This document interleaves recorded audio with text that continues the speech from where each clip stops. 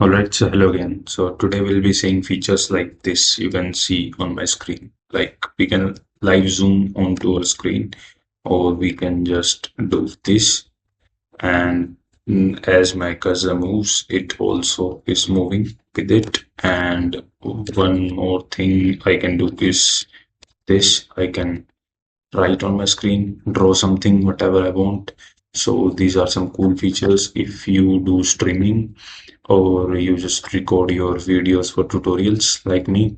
So let's directly start with the download. So what we are going to do is download, zoom it, hit enter, open the first link. So this is a very small application, 1.4 MB. Just click on download. You will have one download folder that you need to unzip it. In my case, I already unzipped it. So this is the folder after extracting, and you have to click on this one, not 64, not 64K. Just double click on it. And now here you have the options to set your commands. So for the default ones are these. If you press Ctrl+1, then you can zoom toggle. And for live zoom, you can Ctrl+4, you can press. For draw, if you want your own shortcuts, then just press that key. Suppose I hold Alt, then it automatically types Alt here, and I press 1 here. So I will delete it and set the default one here.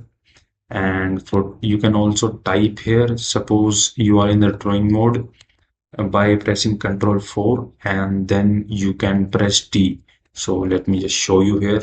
If I am here in the I'm here in the draw mode, and I'm drawing something here.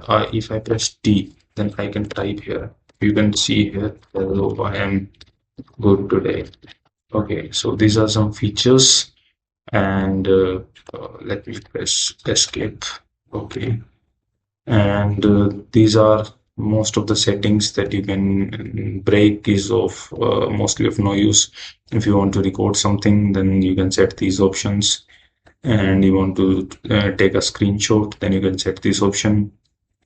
So you can read the details that are given here. So these are various other options, various keys even and combinations you can try. So that was all for it, and you can select this one. So every time you don't have to run it manually. You click on this one, and it will run you as your startup app when you just restart your Windows. So after that, you can click on OK, and that was all for it. Thanks for watching.